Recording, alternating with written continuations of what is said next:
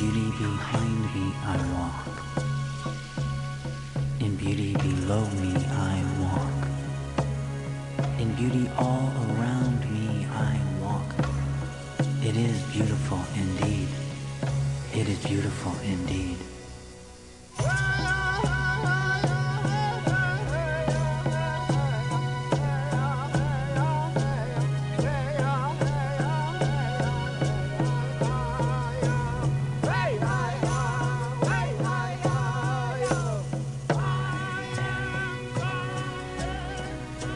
High in the desert of northern Arizona lives a vanishing traditional culture, the Diné, a name that means the people. Commonly known as the Navajo, within their own culture, they are the sovereign Diné nation.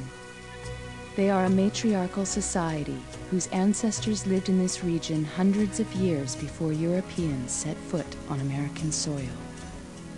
The Diné have always lived in sacred harmony with the land, building a complex, spiritual society.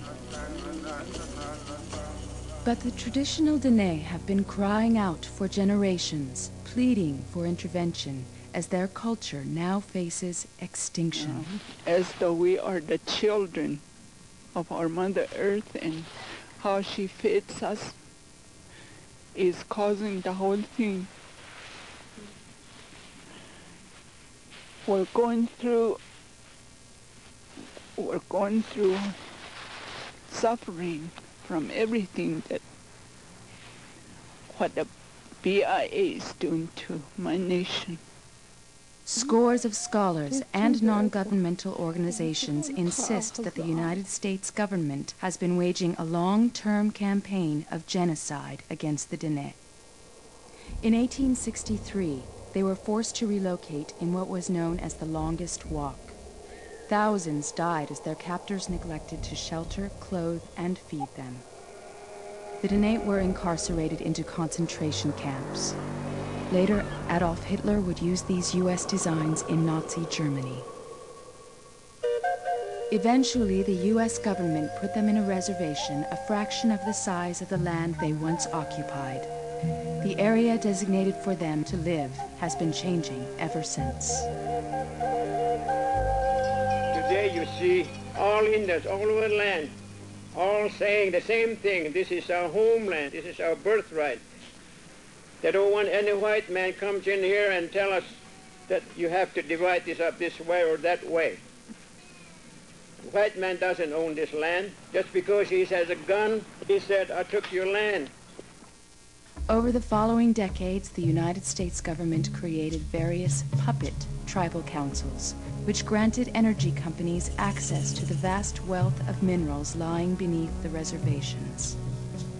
In 1966, these councils signed coal leases against the wishes of the elders, and the largest strip mine in the United States was created.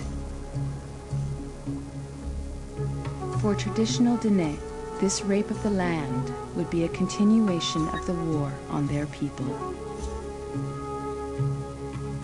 We've had also had people that were always against the mine, people who spoke out or very vocal against the mine that have died mysteriously from unknown accidents and mysterious deaths.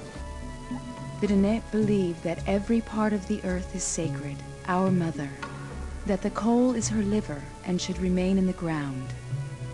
Our mother is suffering because she is getting so much surgery, moving her liver out, which is cold. To desecrate the earth, the center of their religious beliefs, is the equivalent of bombing Mecca or bulldozing the Vatican. American people are going to have to realize that their electrical supply is accumulated by human rights abuse. People here don't even have running water. They don't have electricity. This coal mine back here, it does not respect the rights of my family and the people around it.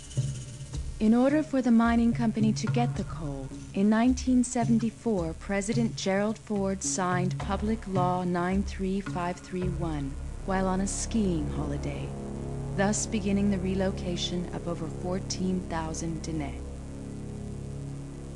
Well, there's a simplistic view around that relocation is harsh and that it's unusual and so on. People get relocated in America every day, and I don't want to compare troops, but the interstate highway system, they go through your living room with a bulldozer in the interest of getting something settled. Over 10,000 Diné were moved to outlying towns in 1980, costing the American taxpayer $500 million.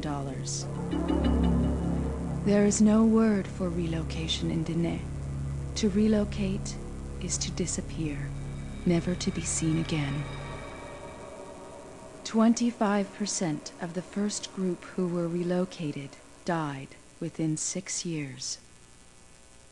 In 1979, during the Carter administration, a large area near Sanders, a small town in northern Arizona, was contaminated by the largest nuclear spill in U.S. history. Just 1 year later, the Reagan administration would force relocation into this deadly area. Today, birth defects in the area are twice the national average.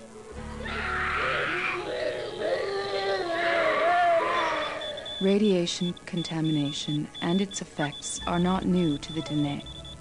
Nearly 1/3 of all U.S. uranium was mined on the Navajo reservation. Generations of mining families have perished or are dying of radiation-related disease. We need help to somehow. All of my people and my husband, they killed just like combat soldiers. They should think more about safety. In Cove, Arizona, just feet away from a school, radiation levels exceed 700 rads a minute. Today, uranium tailings, one of the most toxic substances known to man, still lie uncovered in populated areas. Beneath Black Mesa lies the only source of water for the western Diné. The coal mine's experimental slurry line has drained over 30 billion gallons of this pristine aquifer as it transports coal from Black Mesa to the Mojave generating station 275 miles away. Today, most of the wells on Black Mesa are dry, and what water remains is poisoned by the mine's pollutants. 10 years ago, my family lost 86 sheep because Peabody had dumped ammonia nitrates in a stream that runs by the house. It apparently goes in our backyard. And the sheep came across the stream and they drank out of the stream, and 86 of our sheep livestock died that night within a 24-hour period. Diné tradition says that the sheep are gifts from the holy people. Each day, the grandmothers sing to their herds. Because the sheep are sacred, caring for them guarantees food, clothing, and a continuation of their culture. The beautiful prayer weavings come from the sheep's wool and months of diligent work. Without the sheep, these prayers cannot be made.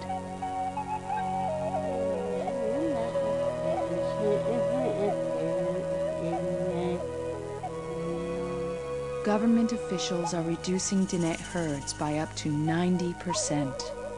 They say it is due to overgrazing.